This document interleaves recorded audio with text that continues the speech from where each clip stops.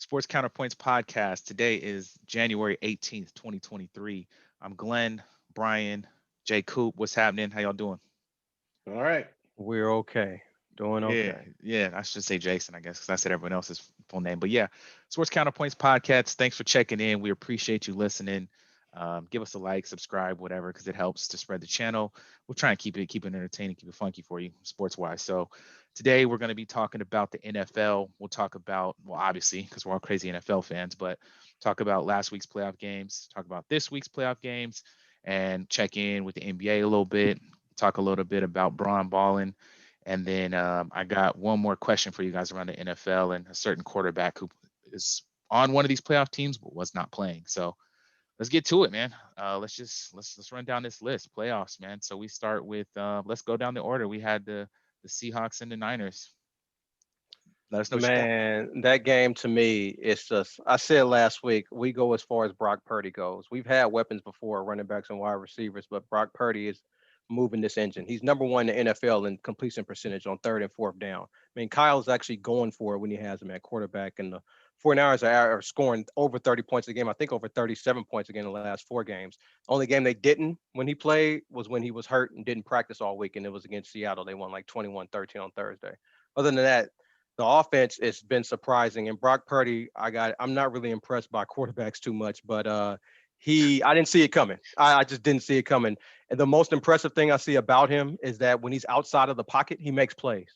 Just like Charles Woodson, you say with the Raiders, you show up, work hard, and make plays. There's no excuses. And he's making plays, and the offense is moving. Watched every single snap last game. Garoppolo would have took 8 sacks that game.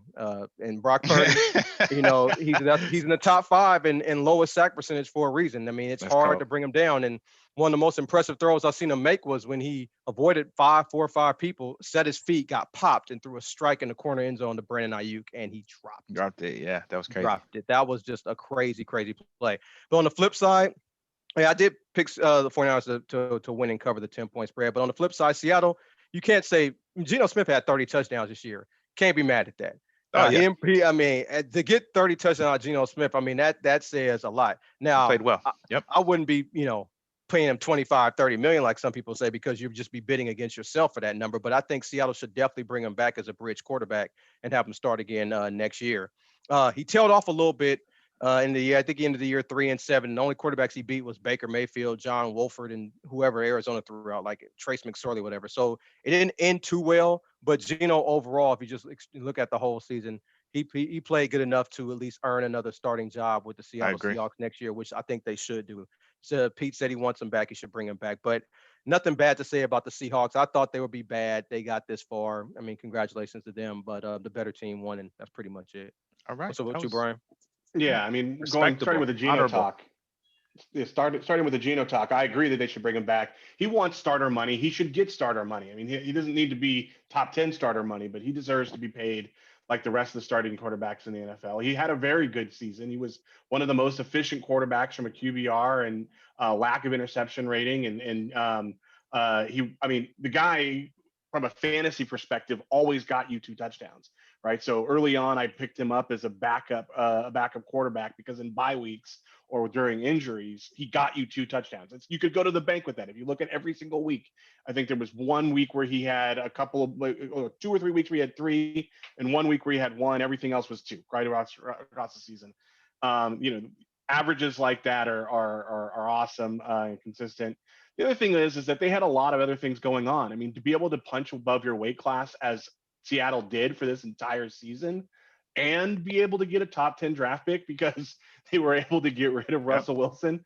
Yep. They're doing the right thing. They're doing a lot of the right things, and they're going to build a team over time.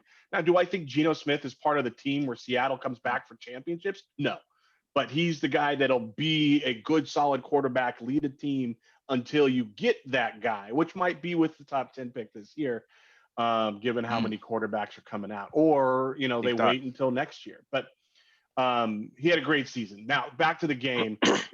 Brock Purdy is everything that you said he was. I mean, what you were talking about just now. He really was impressive. He threw tough passes. He even had some drops, one of which you noted. but we also had some people step up. I mean, we actually got to see Deebo Samuel look like Deebo Samuel again, 133 yards. Ayuk also had a solid game, although he missed that catch in the end zone. And Christian McCaffrey continues to be kind of the motor of that team. I imagine Deebo Samuel has to like getting the reduced carries, because one of the problems in the offseason was that he was worried that they were going to use him too much as a running back. That was going to wear and tear on his body.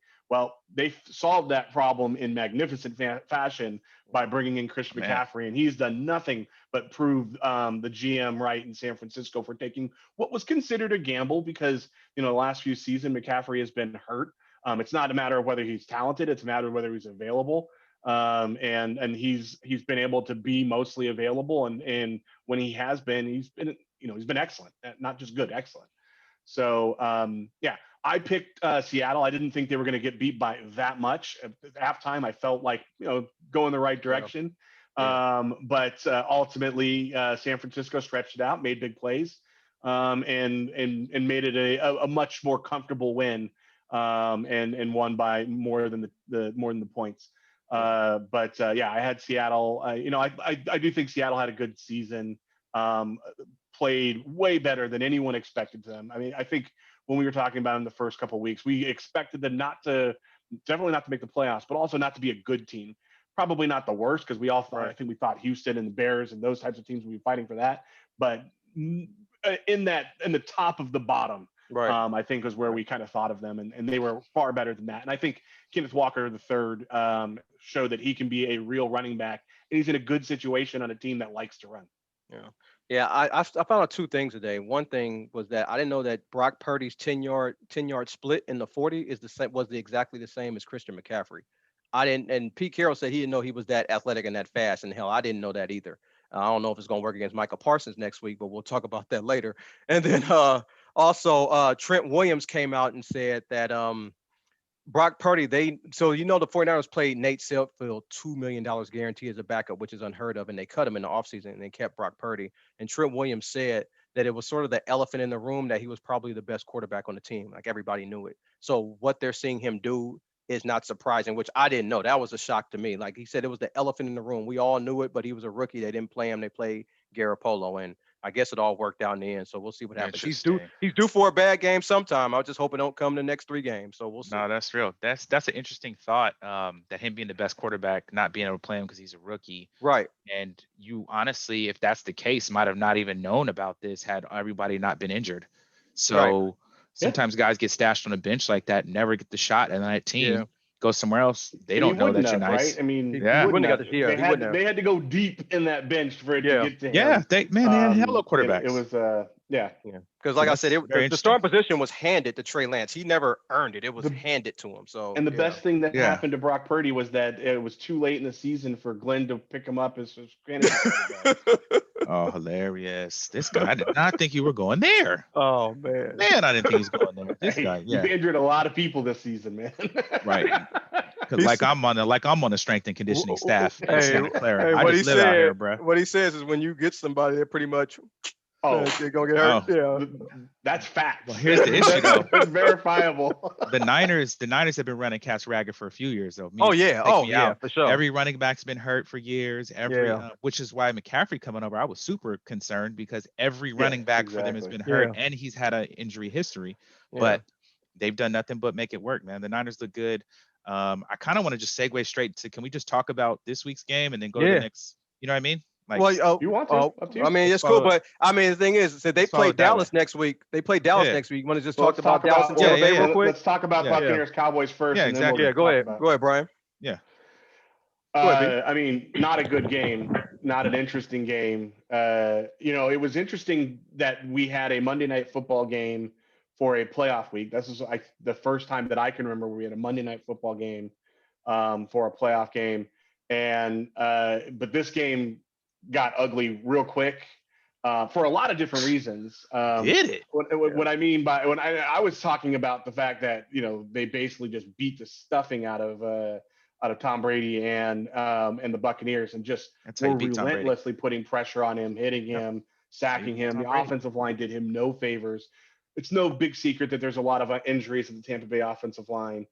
His wide receivers went back to what they were doing in the middle of the season, which was dropping passes left, right, and center. Mike Evans either ran the wrong direction, so he couldn't drop the pass, or dropped them when he ran the right direction.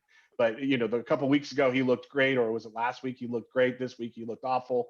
So it led to what you would expect. The other part of it, when looking ugly, was you got a kicker who literally was missing extra point after extra Historically point after extra bad. point.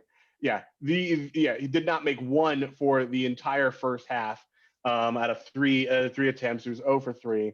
The crowd cheered. The Tampa Bay crowd cheered for him when he finally made an extra point. But anyways, this game was not a fun game to watch in any way, shape, or form. I think the vast majority of people who stayed and watched this, not even as a Cowboy fan, I thought it was boring even as a Cowboy fan. I would have been bored. I think the reason that people kept watching was because it might have been Tampa Bay or Brady's last game, right? There was still that kind of maybe he retires, and is this his last pass? And then he, so they score the touchdown, and then they go for the 2-point conversion, and so there was all of that. But yeah, this wasn't fun to watch. You got to be happy if you're somebody who believed that Dak Prescott could become a quality quarterback this season. He looked excellent. This is probably the best game he's played in years. Mm-hmm. He threw for 300 yards. He threw for 4 touchdowns. He was making passes that were on point. There was a couple times where he actually threw people open. And what I mean by that is he put in a position where only his guy could get it, and forcing them to move to get the ball to make the catch. He put them in a position where they could run free, as opposed to some other times where some other quarterbacks we've seen have thrown people in the middle of the field and almost gotten them killed. So throwing someone open is something that both the wide receivers and the team really appreciate, because a lot of times, especially in games like this, the middle of the field is going to be wide open. And so you've got to be able to take those passes without killing your quarterbacks and the receivers, Anquan Bolden to them. Yeah. What shocked me about this game, well, it didn't really shock me, but what I found in the very beginning, the Cowboys were very prepared. I mean, they did a good job preparing for the Buccaneers. I mean, they put relentless pressure on Brady, and Dak was never moved off his spot. They couldn't get pressure on him. And like you said, Dak, look, he led the league in interceptions this year, and he missed 5 games. He didn't play well this year, but in this game, he played very, very well. Like you said, he was throwing receivers open. He was on the money. He was this game meant something. He was diving for first downs, trying to run, do whatever he can. He's heard people talk about him the past few weeks, how bad he's played, and he came out to this week and he made things happen. He looked really, really good in this game. Not much to say about Tampa Bay. I don't know if you guys heard Tom Brady's speech, but that was a farewell speech. No, he's out of there. He's pretty much gone. Don't come to my team. I disagree with you. I think he's coming back, but to Tampa Bay?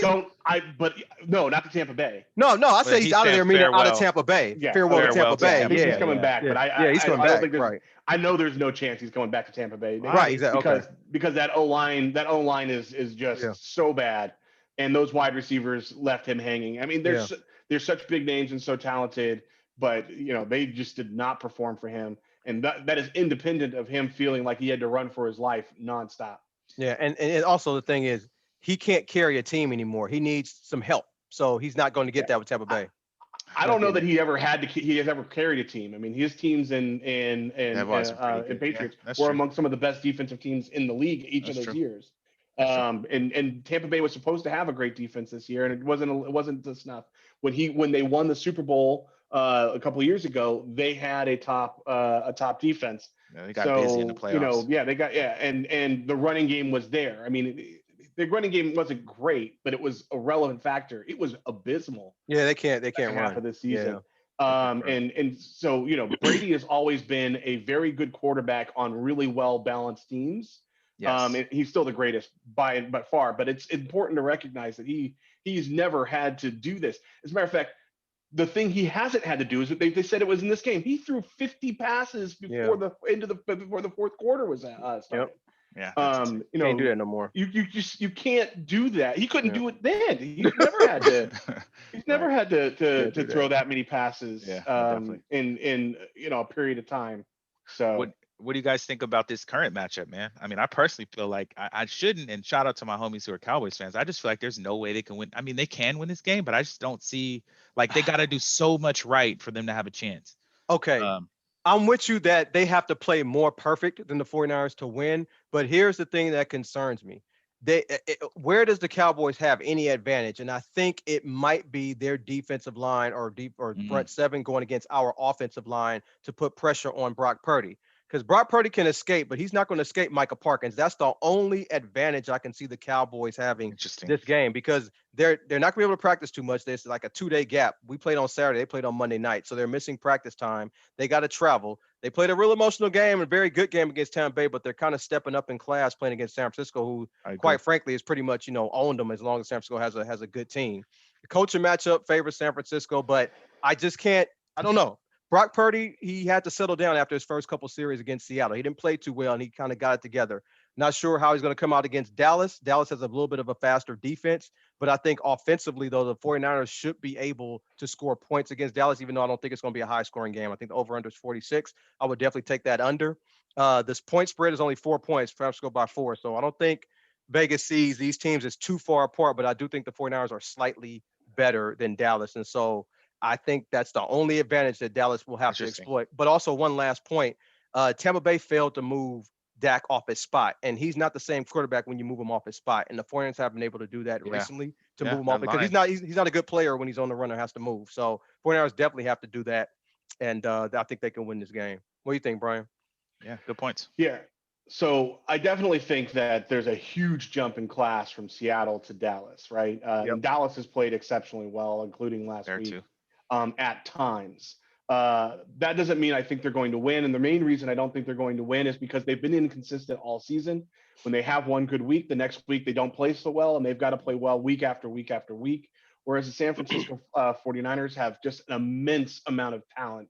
Yeah. They have a collection of talent on there. I understand that the defense in Dallas is very good, but you can play a very solid game as the 49ers with all that offensive talent and still score points. Whereas Dallas, you need Dak to not be the leader in the league in interceptions consistently in that game, because if you turn it over, then San Francisco will capitalize off of that.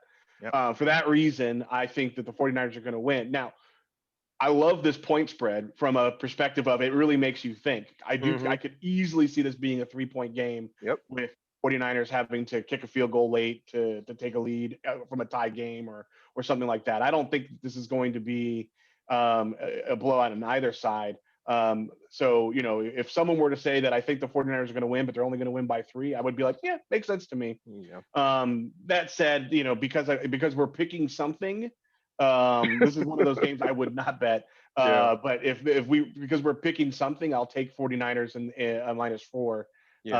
Just because I think that ultimately the amount of talent they have and the strength on defense and the level of consistency they've been playing with over the last several weeks of the season, 11 games straight is at a higher level than what Dallas has been able to do over that same period of time. Yeah, I'm with you on that. I'm taking Dallas. I'm taking San Francisco. -4 in that one. Yeah. I think any thoughts on the game? I think it's gonna be a good game. I'm interested to see it. A lot of my people are Niner fans, you included, Coop. So what I want to see is Brock Purdy face some pressure right now, maybe even being down 7 or 10 and coming back for that going forward into these other games. Then I just want him to basically face his pressure now. That's what I'm hoping for you guys. If he faces that pressure now, gets down a touchdown or 2, comes back from that now, it's much easier now, I think, to do it than the games that they're facing. I'd rather you guys get tested now in a game where I think their offense is good, your defense is better, their defense is good, your offense is good. So I think they match up there. But I'm hoping that Brock gets kind of tested a little bit, show some poise, plays in like a high pressure game. Yeah, you did against the Raiders, but that was the Raiders who give up leads at the end of a season. Like that's my team, but that ain't nobody to be proud of coming back to beat. You know what I'm saying? So that's my only thoughts. I think y'all got it though. I said 28-20 was my score, Niners. Okay. Yep. But yeah, I definitely can't wait to see that one. All right. So next game, let's go to do Giants Vikings, and then we can talk about let's get to it. Your squad, man. Let's do it. Giants Vikes, man. Go ahead, B. Floor is yours. Yeah. Kirk Cousins sucks. That's all season long. Been saying it all season long, and we ended our season with him because he did what he's been doing for his entire career. Which, look, in fairness, in the middle of the season, I think I said that he stopped being a check down Charlie and was actually making passes and throwing 50-50 balls to Jefferson and giving him an opportunity to make plays. And Jefferson was delivering, and that's when Jefferson got super hot. And towards the end of the season, quite honestly, Irv Smith came back and we started trying to overutilize him. And they started triple teaming Jefferson again. But here's the point. On 3rd and 8 and on 4th and 8, you do not throw 3-yard passes. You have to throw in. Makes it harder. You have to get it past. Yeah, you have to get it past the sticks, especially to well-covered people like Hawkinson, where he was trying to force the ball. So Hawkinson was having a great game, 10 catches, 129 yards. You know, he was very, very good. This is not a knock on Hawkinson or saying that they shouldn't have been looking for Hawkinson in a big moment like that, because he had certainly proven it. But as the quarterback, you have to know that he's going to be covered because he's having a good game. And he had both a linebacker and help coverage on him right there. You didn't matter what was going to happen. That 3 yards was not going to get across the first down line. Instead, that's exactly what he did, exactly what we expect to happen, and we lose a 1-score game for the first time all season. But the reality of it had to happen sometime. The law of averages always wins out. You cannot have a negative point differential over the course of a 13-win season. You cannot constantly, underperform on offense in big moments, which we have done, and expect that that we're just going to continue to get lucky all the way to the Super Bowl. So I watched this game with my buddy, and we were sitting there watching the game, and it, at a certain point in time, I said, "Oh, we're going to lose this one." Like you could just feel it, and didn't say it with any like, "Oh crap" or emotion or anything like that. And then game ended, and I said, "All right, man, now what we gonna do next?" Like it was. Matter of fact, I think the rest of my household doesn't even realize that the Vikings were in the playoffs, or that it was a playoff game. Like I don't think the Vikings that's how know. calm. Yeah, that's how calm I was about the whole situation. Nothing about that was surprising. I'm disappointed that we weren't able to find a way to get Justin Jefferson. He's an offensive coach. He's supposed to be an offensive genius. You've got to find ways to make sure your best playmakers get the opportunities to make big plays. The same goes for not establishing the run game. It was a little inconsistent. I understand that he got 15 carries, but he only got 60 yards. And that's because that offensive line just doesn't know. You can't run a gap like nonstop and expect you to get yardage. And we said last week, you have to, the team who wins the rushing 75% of the time wins the game. And we got 61 yards and they got 142 yards. Yeah. Whether you believe that stat or not, it's not a coincidence that it's right 75%. What do you think about the Giants? They played good enough to win. But I didn't. Yeah, look, people are going to say Saquon Barkley had 2 touchdowns. He's a beast. He had 9 carries for 53 yards. Oh, I didn't know that. He's just a staff. I like watching him run, but okay. Yeah, and he's been great all season. But and our defense is not good. But they didn't do like with the opportunities that we gave them and the porous defense that we showed. I don't know that it should have been a 1-score game. And they just didn't capitalize it. Now, Daniel Jones looks solid. And they've got some decent, and like Isaiah Hodgkins, he looks solid. He looks like he could be a real wide receiver. I don't think he's going to average 100 yards a game. He's not going to be in the conversations with Chase and Jefferson and Diggs and any of those types of guys, Ayuk and Debo, whatever. All those, he will not be part of those conversations. But he's a wide receiver, and he caught the ball. A wide receiver. So I wasn't super impressed by the Giants, and you'll probably in 10 seconds we'll be talking about why I think they're going to get the pants beat off of them by the Eagles. Again. All right, cool. But so you never, to your credit or discredit of your team, you never were like a huge follower of this Vikings I reluctantly sat on the back bumper of that bandwagon. Exactly. You really did, bro. He had the little, we're number one. With his feet hanging just so he can hit the ground with soft landing. Yeah. Just swinging, bro. What about you, Coop? What do you think about, did you see the game?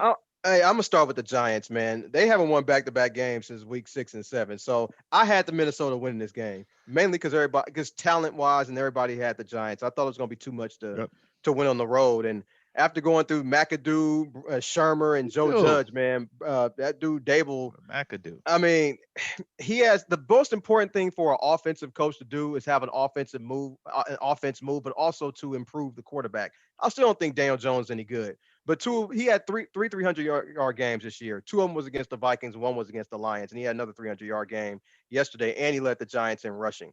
I just, they still have random wide receivers. I don't even know their names. I think Brian mentioned one of them, but I just That's didn't the see only one them. worth mentioning, Isaiah Addison. They don't got Plexico Burris?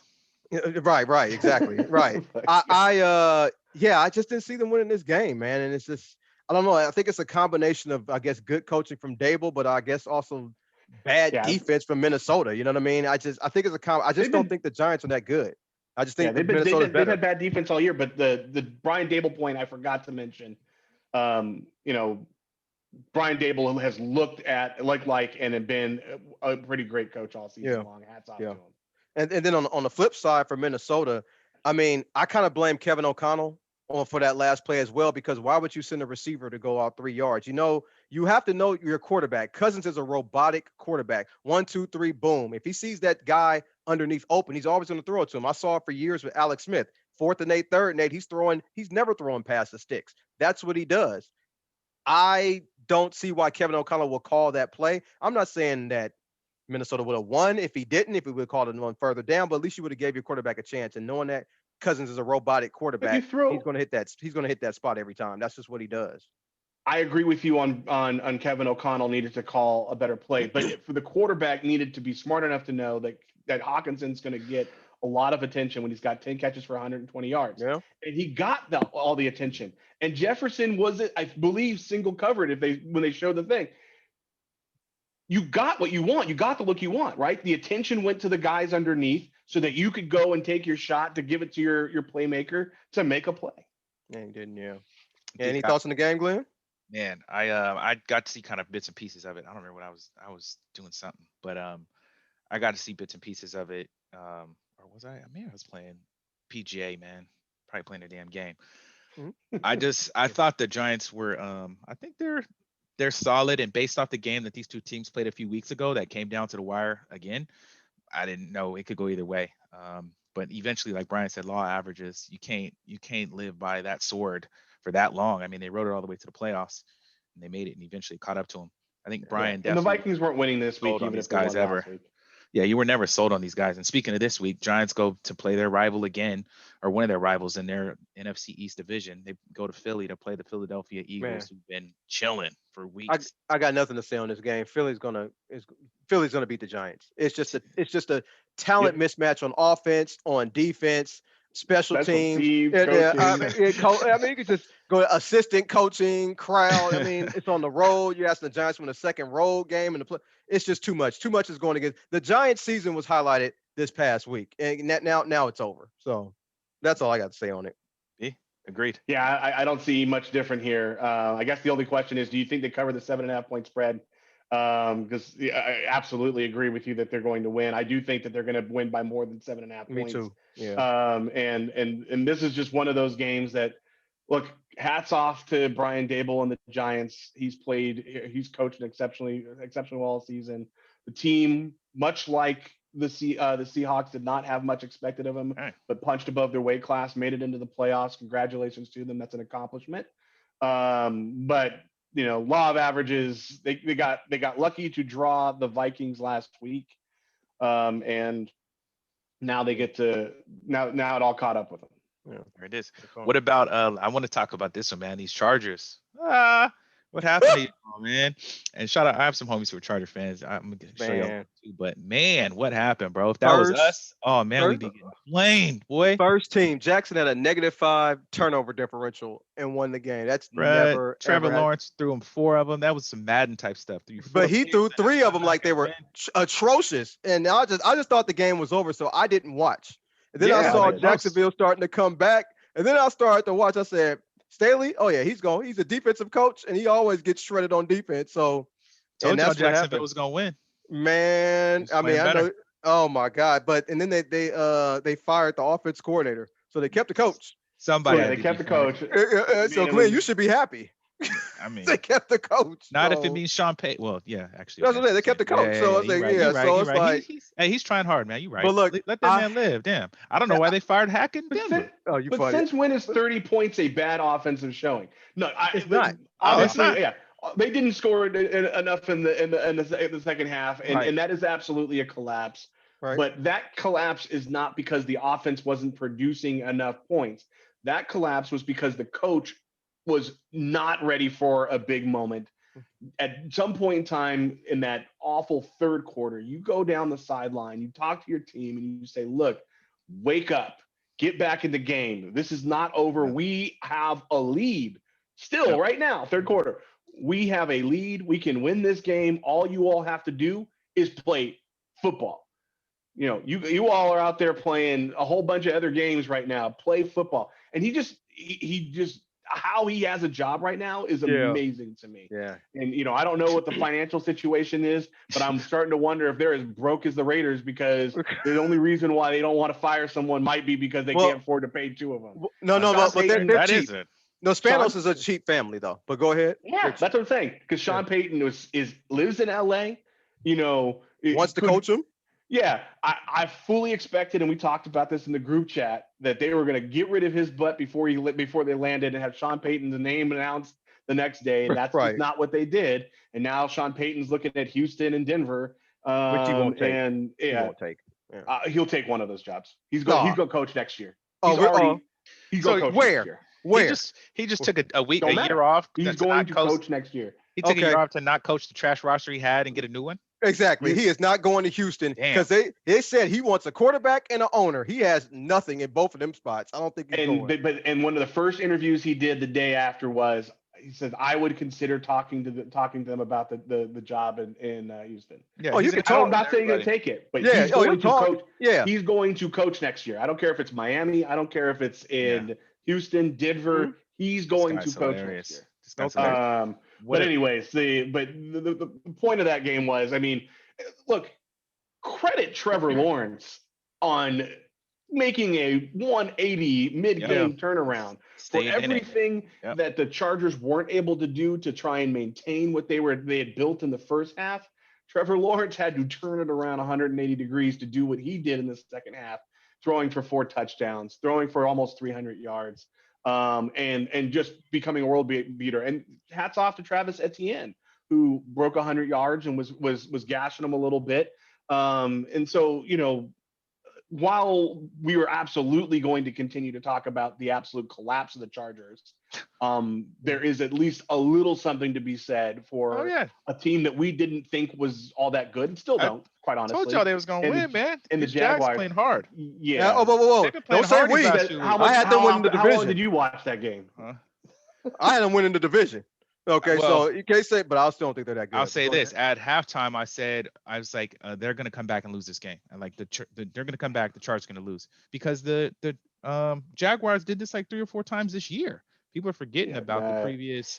They beat the Cowboys like that. They You beat should us have like said that. that. You should have said that text message, because I don't believe anybody who thought that the Jaguars are going to win after the- 4 picks and down 27 nothing. The So- Chargers have collapsed, and then the Jags have come back from big leads against The teams. people who I heard who bet on Jacksonville only bet on Jacksonville for one reason, and it was only because Doug Peterson was coaching one team and Brandon Staley was coaching the other. That's the only reason. Doug Peterson settled his quarterback down after halftime, and I guess his team down, and they ended up winning. But they all said they thought it was over. One dude said he went to sleep and got messages in the morning saying he won his money because Jacksonville won. So they all thought it was over. Chargers have had these collapse. What about how can, and literally I'm asking this question, how does Jacksonville win this next game against the Kansas City Chiefs? What do they do? They don't. They just don't. No, I mean you're the coach, bro. Like, you have the job. You have to beat this Kansas City team. What are you gonna do? You can't win in a defensive struggle. It's going to have to be a shootout, and you just got to hope you make some plays on defense and get to Mahomes. I don't know how they do that. I think they get the doors blown off of them. I think Jacksonville doesn't score that many points. It's 52 over under. I'm taking the under in that game, and I'm taking Kansas City by 13 to beat. Jacksonville only favored by 8.5. Really? But, yeah, they don't have enough talent to match up against Kansas City. They got coaching. They just don't have enough talent. And I just think that's just going to do them. And plus, look, the Jacksonville season again was last week. I mean, they did it. I don't think they're gonna Man, have a close game Brian, against what do you do, KC. bro? This is Madden. You have to win with the Jags. He's What do you just do? Madden. It's You know what I Madden. mean? Everybody can Look, win, bro. How do you do it? in Madden you can, in football you can. Right. So look, Right. they're not going to win this game. But This guy. if you're Doug Peterson and you're trying to get your team up for this, say, look, we've already beat someone in their division. We played as good a football as you can play for 2 quarters. If we can play that good of football for 4 quarters, we can beat Kansas City. And so that's the Okay, there you pitch, go. right? You There you say we have to play like we played for those 2 quarters for 4 quarters. And if we go out there and try Yep. and can't accomplish that, or we give them 2 quarters, we're not coming back on a Kansas City from 27 down. But Yep. we need to go out there and play good football from the beginning. And then you pull Trevor Lawrence inside and say, whatever that zone you got into at halftime, go do your mentalism or whatever it is, and get yourself ready to go out there and start that from the Right. first quarter on. Right. And also Well, bring your heaters because it's going to be 37 degrees out there. So make sure you bring the heater. You know what's wild is that the Jaguars played And rainy. they played the Chiefs and they played the Eagles. Yeah. So Remember, they were the Eagles in the rain. That's when Lawrence threw 4 interceptions in the red zone. And yeah, they could have so beat the Eagles. they lost to the Chiefs 17-27 on November 13th. Yep. The Jags did. So they played this team. I think they have a shot. Everybody has a shot, but it's going to be dang hard. So they better play. You got to play more perfect than Dallas. Like, you got to play perfect football, no mistakes, and just be. Yeah, and their chances of winning this are the same one as Joseph making a full court NBA. Oh, that's shot. hella funny. Okay. It's possible, but it ain't gonna happen. All right, man. Next game, man. This guy got my nephew in there. I What's believe in him. I believe in you, next Joseph. game? Dolphins, Bills, man. Another divisional matchup. They played the 3rd time this year. Bills win again in a close one. What y'all think? Brian, you go ahead and start. But when you talk, tell me if Tua would have played, would they would have won this game? Also. Okay. So I think the answer is yes, but it's not because Skylar Thompson was bad. It's because Tua doesn't throw the picks that Skylar Thompson did, and he threw 2 of them. And ultimately, in a 3-point game, 2 picks is too much. And the offense was completely running through the passing game in this game for the Dolphins. But it's 220 yards, but they only got 42 rushing yards.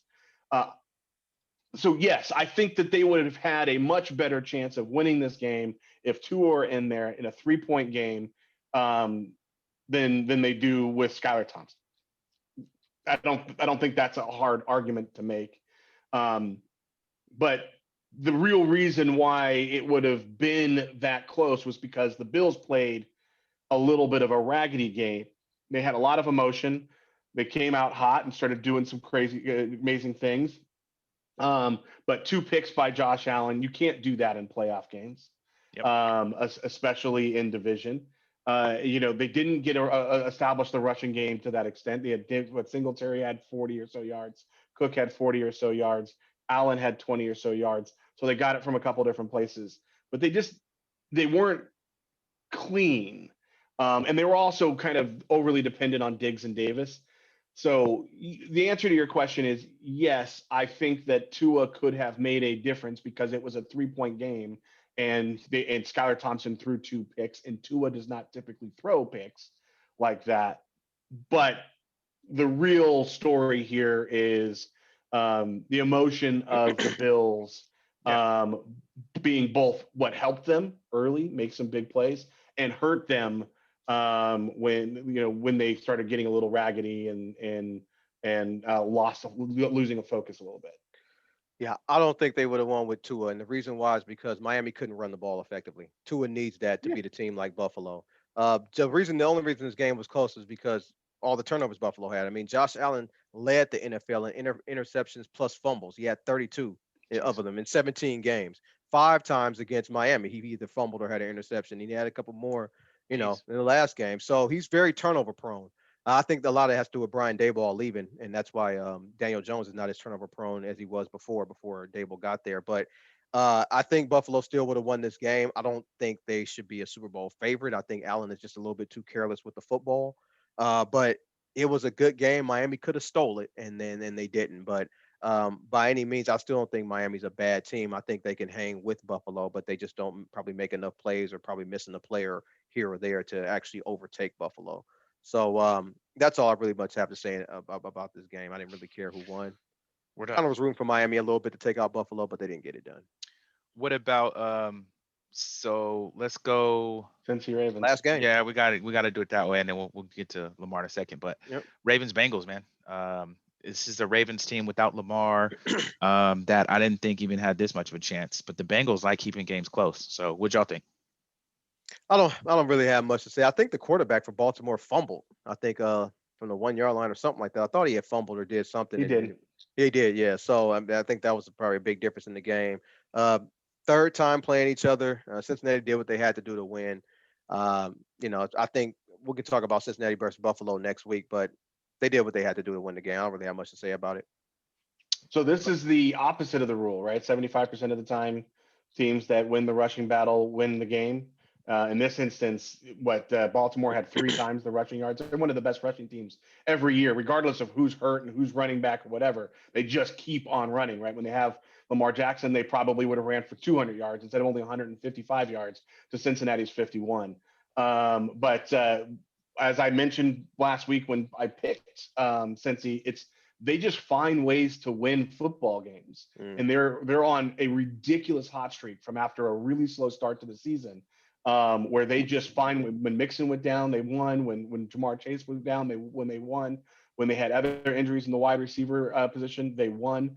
And this wasn't impressive. I mean, Joe Burrow, who's a really great quarterback, but did not look like it this week, only had 209 yards for 1 touchdown. And had 4 sacks for 26.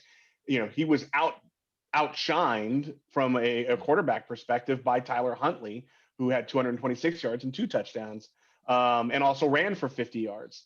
So there were definitely reasons why Cincinnati should have lost this game, but they came together as a team on defense and on offense, made key turnovers in both an interception and a fumble recovery on Tyler Huntley. That was huge. And those are huge plays in a close divisional battle between 2 teams like the Ravens and the Bengals. And ultimately, Cincinnati snuck away with one.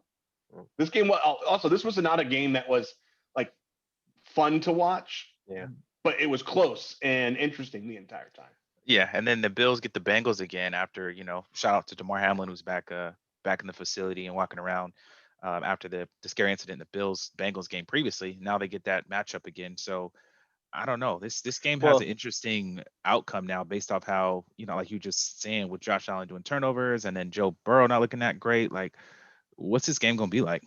Well, I'm using the analogy that Brian used when you asked him, if you're a Jacksonville coach, what do you do to pump up Kansas City? I'm using the same thing for Buffalo. Look, we didn't play a good game against Miami. Let's put together 4 good quarters against Cincinnati. Get back to that AFC title game at that neutral location, assuming Kansas City wins. I got Buffalo. The spread is -5. I got Buffalo winning this game by at least a touchdown.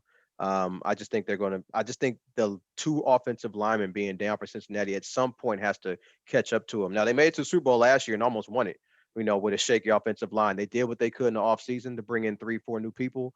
A couple of those guys are already hurt, the 2 best ones. I'm not sure how long they can sustain that and do that on the road against Buffalo. So I expect Buffalo to take care of business this game and put together a solid game. What about you, Brian? So I don't know what here's the short of it. I'm going to ride with Buffalo because I picked them a long time ago to be that team that's going to get all the way there.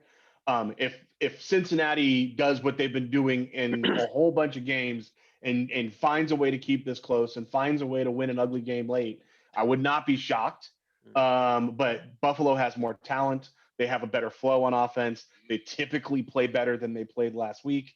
They get the game at home. There's a whole lot of reasons why this is going to be a tough matchup for Cincinnati. And while Cincinnati has been on one of the best streaks of great winning football, not necessarily great football, great winning football. This is kind of the game where if they're going to succumb, they're going to succumb. And so, I would venture a guess that the Bills do it. I don't think it's going to be 2 scores. I can see it being a one score, which could either be a 7 or a 3. So, but if I have to pick something, because for the sake of picking something, I'll take Buffalo -5 and assume that they're going to be able to beat them by a touchdown, because I don't think this game is going to be won with field goals. I don't think any of these games are really won by field goals. And when you get, a little bit of breeze in Orchard Park and it's 33 degrees, kicking field goals gets a lot harder because you're kicking rocks, not footballs anymore. Sure. What do you guys think about Lamar though? Like, I don't know how his plays of him not being in the game. So conspiracy of not getting him hurt and all that. Like, do you think he's back at the Ravens? Would you sign him? Like, if you're the Ravens now, would you give him $230 million guaranteed plus? So let me start with, I think I was telling you with you all that there was an article talking about how an unnamed player, star player, went into the locker room after the game and said, you guys need to make sure you sign Lamar Jackson. We would have won this damn game if we had Lamar Jackson in. If you're Huntley, that sucks to hear. But there's a certain reality that Lamar Jackson, for as good as Tyler Huntley was in running the ball for 50 plus yards and throwing for 2 touchdowns and a decent amount of yardage, for as good as all that was, he's just not the playmaker that Lamar Jackson is. And if Lamar Jackson was in, I do think the Ravens would have won. That being said, when you're trying to sign a football player, the thing that you need to think about is availability. This is the same reason why everyone worried about McCaffrey when he got his big contract. Players who get hurt, they take away your team's ability to win, because when you spend that much money on a player and they're not available, you can't make up for that by having a really great defense. I've long since said that you can't win Super Bowls with top paid quarterbacks because you take away too much from the rest of the team. All of that I believe in to this moment. If I'm the Baltimore Ravens, do I sign Lamar Jackson to a $230 million deal, or Kyle Murray money? Maybe not Deshaun Watson, but Kyle Murray money. Yes, I do, and that's because I don't think the Ravens are going to be are that close to winning a Super Bowl. Where if Lamar Jackson goes and they take that money and spend it in other places and use Tyler Huntley by example as their quarterback, they don't have I don't think that they're going to win a Super Bowl. So they might as well give themselves a puncher's chance, and you do that with somebody who's flashy and athletic and all that kind of stuff.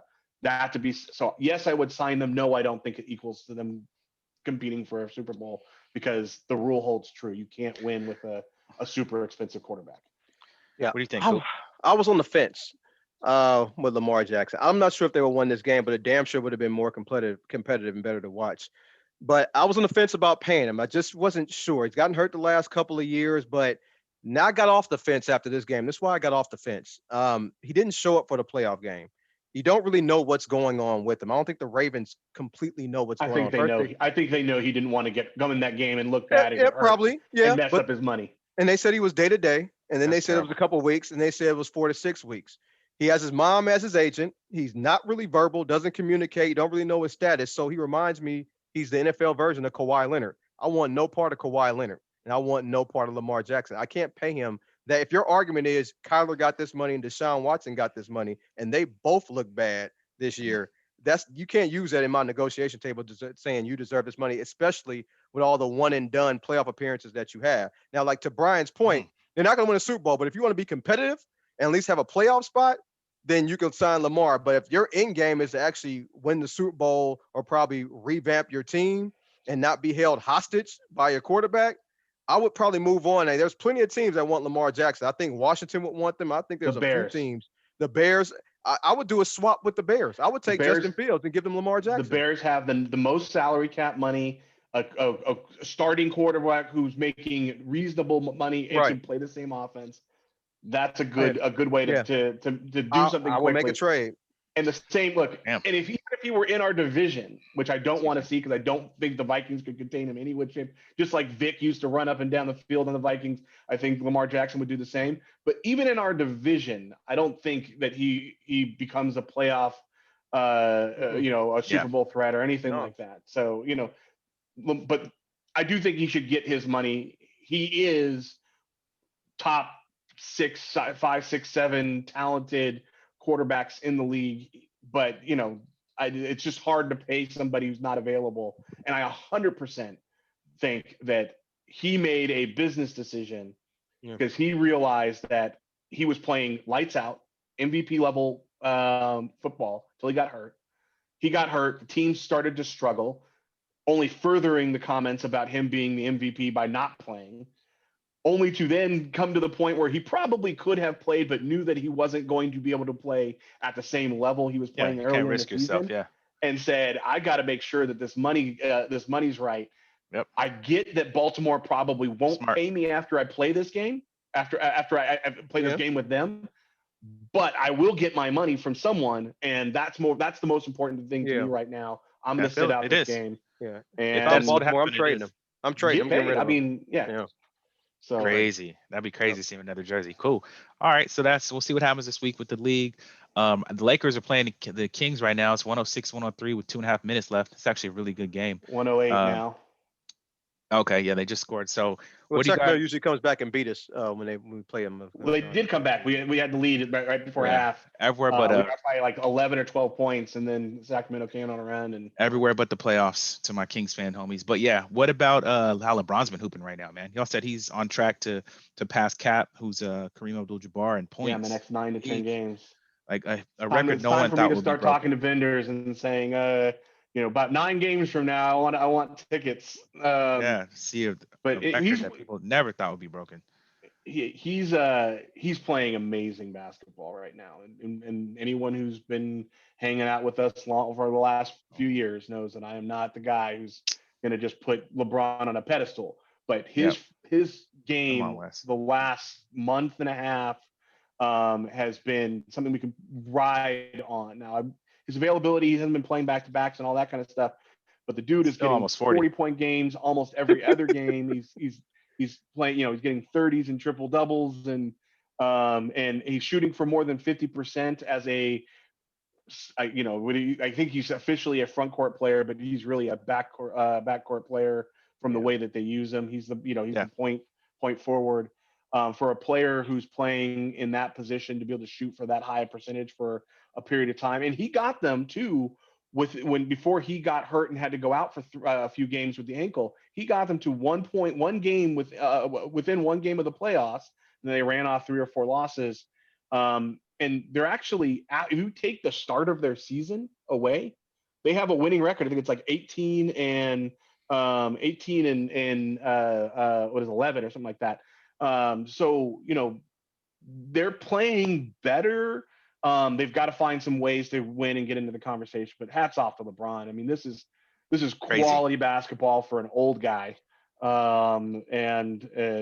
This is stuff to marvel at, to be able to play at this level at this point in his career, with this team, which in fairness, has a lot of pretty solid players playing pretty solid basketball. Wayne Gabriel, Thomas Bryant. These guys are not people that are all-stars in anyone's book, but are playing pretty solid. We're playing ISO basketball. That's terrible. Yeah. LeBron, year 19, averaged 30 points a game and shot 52%. He's in year 20 now. He's averaging 29.7 and shooting 51%. I can't explain it. I mean, he's averaging 29, 8, 30. Well, pretty much, let's say 30 of 29.7, 8 and 7. I mean, I can't explain it. I don't know how he continues to do it. He's not the player that he was, but he's still damn good and better than probably 85% of the players in the NBA. Yeah. So 95%. I mean, he's still top 10. Yeah. Right. Definitely. Yeah. Definitely top 10 in year 20. I mean, I know people want to say Jordan this, Jordan that. Jordan was not doing this his last few years in the league. I mean, this is incredible.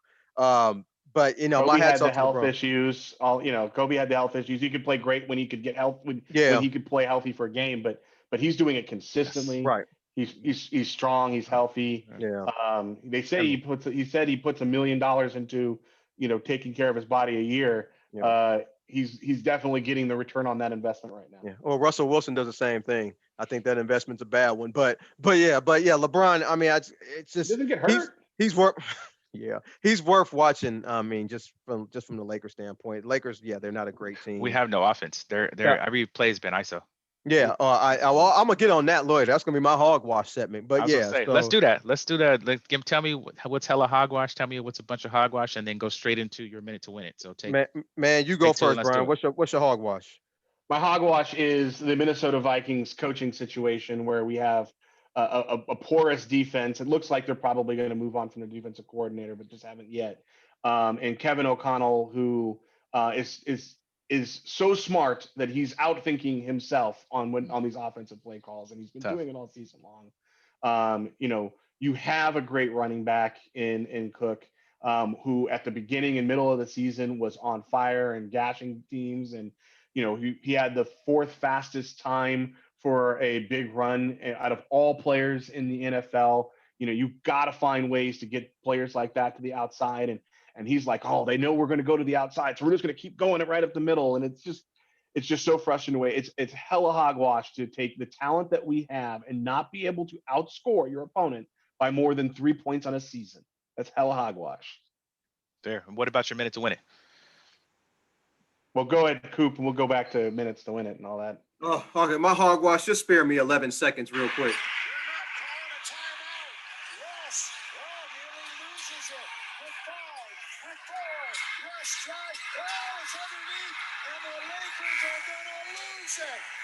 That's what's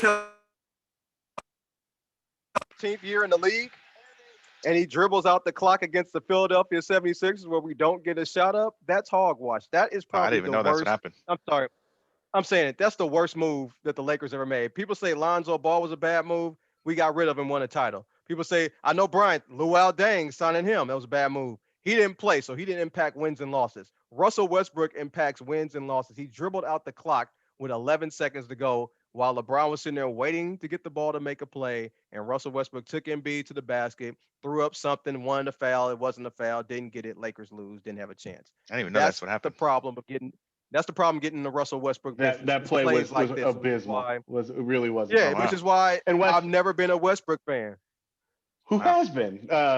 Some people apparently, but yeah, no. Right, yeah. Westbrook will go down as the worst, and the reason why he's worse than Luol Deng is because, like Luol Deng, we're not going to get anything for him in the end of this, right? We're probably not going to make a trade at the trade deadline, at least not a significant one that includes Russell Westbrook. We might make some smaller ones, and so the end result is going to be that we spent a crap ton of money. He's the highest paid player on the Lakers and got literally nothing out of it other than his absence. Over $90 million. Yeah, we're about to lose. What about for me, man? And just I don't know. Actually, I don't really have anything. I'm gonna let y'all my minute to win it. I'm just gonna give a shout out to everybody who listens and appreciate you guys. Thank you so much for checking us out. 5 years in, I keep saying it because it still amazes me. So thank you. What about you guys?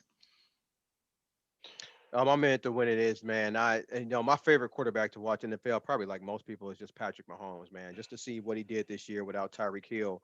But also, though, a quarterback I think who's led the league in passing yards has never won a Super Bowl, if I'm not mistaken. So I think he led the league this year in passing yards and touchdowns.